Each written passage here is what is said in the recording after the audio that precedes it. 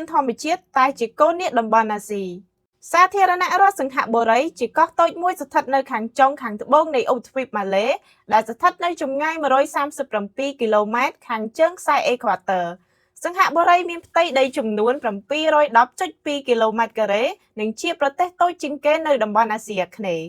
សិង្ហបុរីមានប្រវត្តិយូរអង្វែងអំពីជនចំណូលស្រុកដែលក្នុងចំណោមប្រជាជនជាង5លាននាក់របស់សិង្ហបុរីមានតែ2.91លាននាក់ទេដែលកើតនៅទីនោះមានន័យថា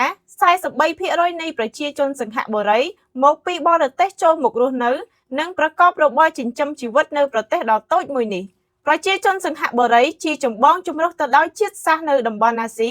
និងអំបូរជនជាតិកូកាសនិងកម្លាំងពលកម្មនៅក្នុងវិស័យសេវាកម្ម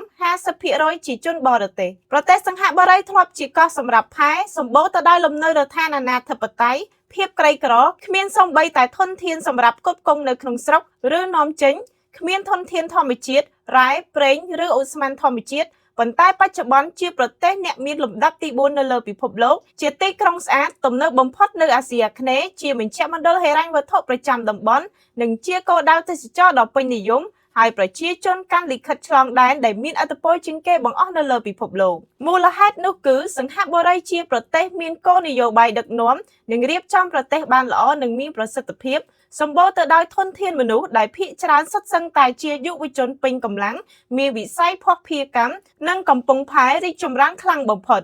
ទន្ទឹមនឹងនេះដែរមានការគ្រប់គ្រងដីធ្លីបែងចែកតំបន់បានល្អមិនថាតំបន់ពាណិជ្ជកម្មទេសចរណ៍ភស្តុភារកំពង់ផែរក្សាបាននៅគម្របបៃតងនិងតំបន់កែច្នៃកាកសំណល់ស្ថិតនៅកោះដោយឡែកផែនការទីក្រុងទាំងនេះបានធានានូវនិរន្តរភាពនៃការប្រើប្រាស់ដីធ្លីសម្រាប់ការរស់នៅធ្វើការនិងកំសាន្តទាំងបច្ចុប្បន្ននិងអនាគត